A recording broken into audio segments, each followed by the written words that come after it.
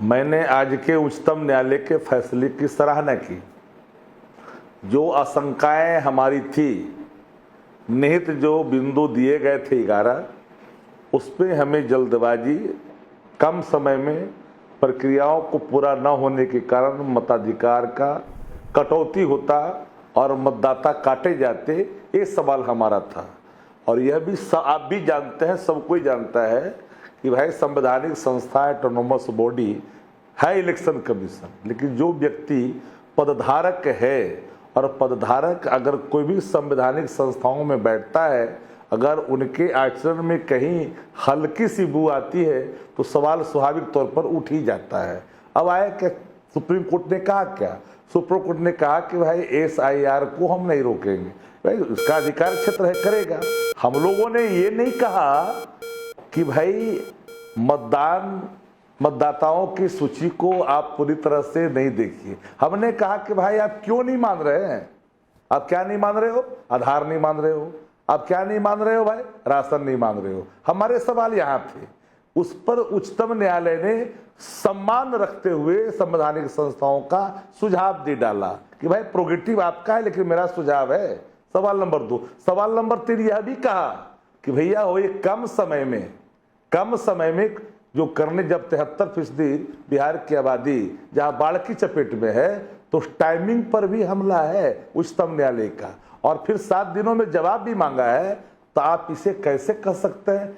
उच्चतम न्यायालय ने संवैधानिक दायित्वों का भी पालन किया, मर्यादाओं को भी रखा, लेकिन सवाल ये उठता है कि उसके बावजूद भी जो लोग ये समझ रहे हैं कि हम जो कर रहे थे उस पर पैनी नजर नहीं है संविधान पीठों की, तो हमें लगता है कि इनको थोड़ी जल्दबाजी तो पैनी नजर तो सबकी हमेशा रहनी भी चाहिए, और पैनी नजर तो है। ये कहने तो आप नहीं गए थे सुप्रीम कोर्ट, आप तो ये कहने गए थे कि ये गोदी आयोग है। कहा था कि नहीं तेजस्वी जी ने, गोदी आयोग है। अब गोदी से उतर गए क्या?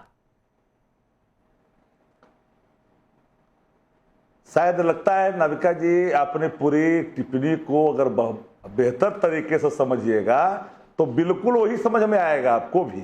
सवाल है कि आप संवैधानिक संस्था को, मुझे समझ नहीं आ रहा। संस्था में बैठे लोगों को 2 बातें, एक बात जान लीजिए, संवैधानिक संस्था में बैठा व्यक्ति संवैधानिक आचरण से इतर जाएगा तो गोदी में बैठा हुआ होगा ना, तो गया नहीं ना। लेकिन मेरी समझने में गलती है। शहजाद पूनावाला जी, आपको क्या समझ में आया? जरा शक्ति यादव जी को समझा दीजिए।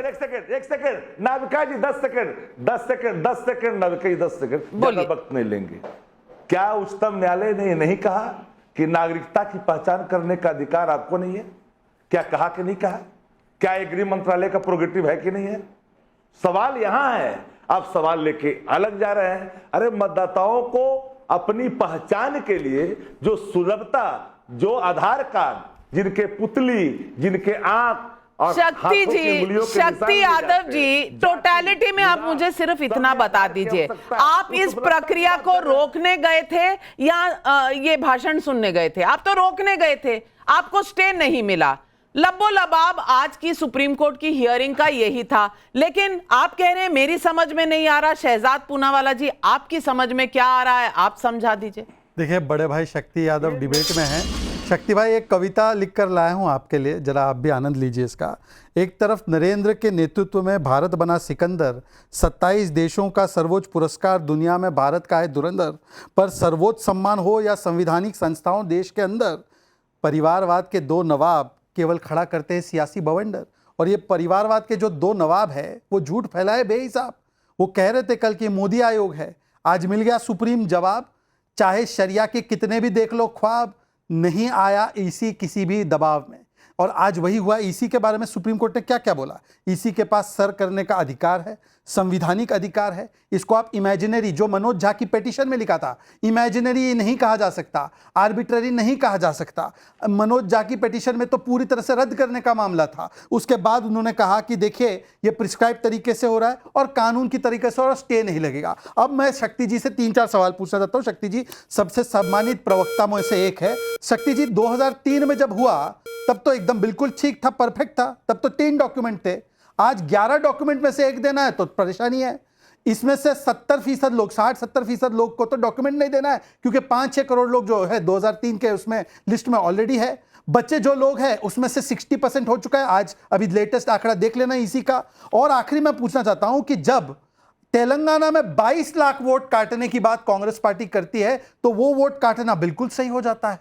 कर्नाटका में 18 लाख वोट काटने की बात होती है तो वो सही हो जाता है। कहीं चुनाव जीतो तो इलेक्शन कमीशन ठीक हो जाता है। कहीं जुडिशरी, आज जुडिशरी की सराहना कर रहे हैं शक्ति भाई, कन्विक्ट हुए थे लालू जी 5 बार, वो सही किया था ना जुडिशरी ने, तो कोई सवाल तो नहीं है ना उस जुडिशरी से।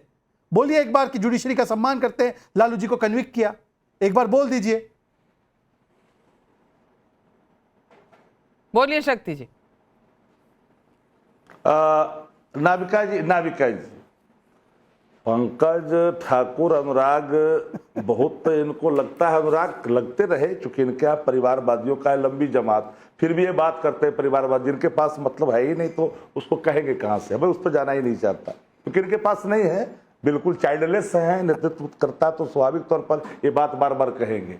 अब आइए सबसे ज्यादा दूसरे सवाल पर, इन्होंने कहा न्यायिक निर्णय दुनिया के अंदर में जब भी होते हैं तो अनुसंधान के निर्णयों के फलाफल के आलोक में होता है। अनुसंधान करता कौन है? अनुसंधान करता है सीबीआई, सुनवाई कर रहा है कोर्ट। तो अनुसंधान जिस रूप में करके आपने प्रस्तुत किया उस आलोक में निर्णय हुआ। 563 पृष्ठ के जजमेंट में, जनाब तो होशमंद आदमी है, 563 पृष्ठ के जजमेंट में कहीं भी एक जगह इन पर दोषारोपण की जो बात ये लगा रहे हैं कि you are chief minister with finance minister 120 अरे शक्ति यादव जी कहाँ जा रहे हैं? फ्लैशबैक आप आज में आ जाइए, आप आज में आ जाइए, क्योंकि ये आपकी नोक झोंक चलती रहेगी। अभी तो चुनाव का सीजन आ रहा है, ये नोक झोंक आपकी चलती रहेगी। कौन ले जा रहा है? नहीं, मैं तो सिर्फ आज इलेक्शन कमीशन, गोदी आयोग, जो आपने कहा इस पर ही चर्चा रखना चाहती हूँ। और मैं आज कमलाकर त्रिपाठी जी से भी पूछना चाहती हूँ। नहीं, कमलाकर त्रिपाठी जी, सवाल सिर्फ इतना है कि राहुल गांधी, तेजस्वी यादव और हमारे तृणमूल कांग्रेस के एमपी, 11 पार्टियां उठकर चली गई थी कि भाई रोक देंगे आज क्योंकि ये गोदी आयोग है। अब मुझे बता दीजिए कि सारे फंडे साफ हो गए, सुप्रीम कोर्ट ने कह दिया रोक नहीं लगा सकते, ये इलेक्शन कमीशन का काम है, सुझाव दिया उन्होंने, और इलेक्शन कमीशन ने बता दिया कि वोटर कार्ड नंबर पहले ही दर्ज है तो वोटर कार्ड एक्सेप्टेबल है, इसमें कहीं दो राय नहीं है, और आधार कार्ड भी पेज नंबर 16 पर लिखा हुआ है। तो भैया इतना टेंशन ले रहे थे आप लोग, आज ठीक है, आज हार गए। अब सरेंडर है या सिकंदर है बता दीजिए। वो थरूर साहब भी कुछ पढ़ा कर गए हैं, उस पर भी बता दीजिए क्या पढ़ाया है।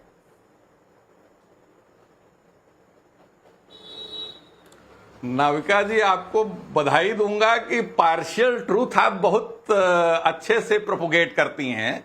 बेसिक चीज ये है, सुप्रीम कोर्ट ने क्या उस याचिका को खारिज कर दिया है? नहीं, क्या मैंने पहले ही कह दिया है कि हियरिंग जारी रहेगी। सिर्फ एक संवैधान, तो बात मेरी पूरी होने दीजिए ना।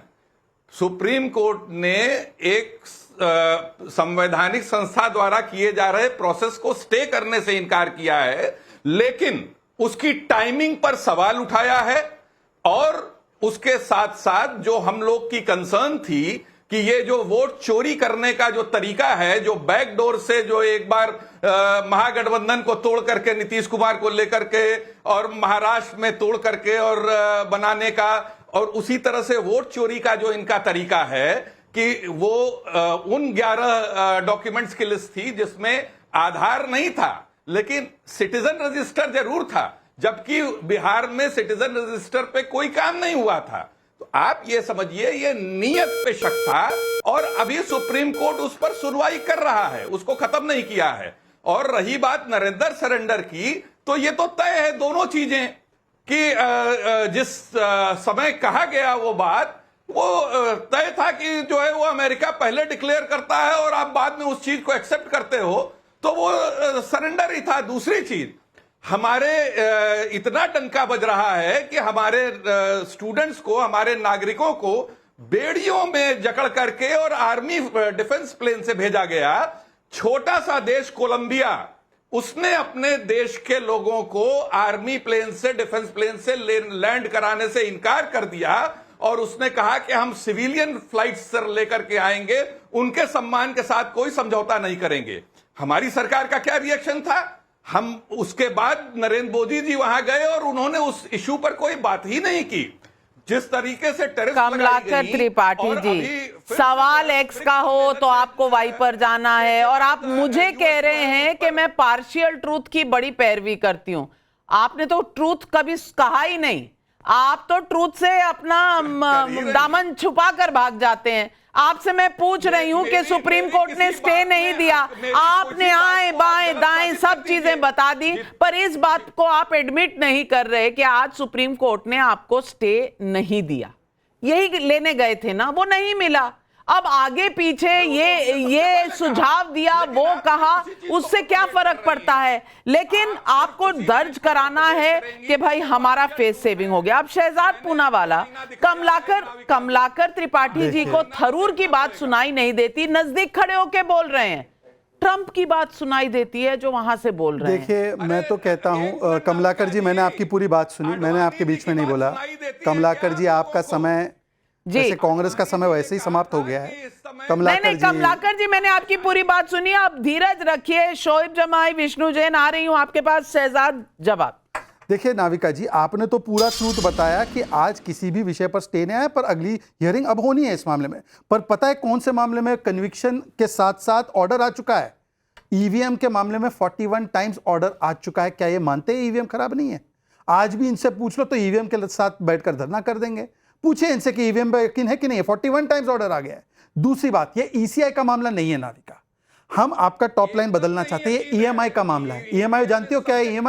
ईएमआई मींस, प्लीज सर मैं आपके बीच में नहीं बोला, ईएमआई मींस इमरजेंसी मानसिकता ऑफ इंदिरा। शशि जी ने क्या बताया आज कि Indira kept Indira above India, family above संविधान, और आज भी फैमिली अबव संविधान है। इसीलिए परिवार तंत्र हारता है तो इनको लोकतंत्र की हार नजर आती है। यह मानसिकता 50 वर्षों से चेंज नहीं हुई है। इसीलिए शशि थरूर ने भी आज आर्टिकल लिखा है। और आज भी देखिए, अगर मैं हारूं तो ईवीएम में प्रॉब्लम, वरना जीते तो हम, यही इनका फिलॉसफी है।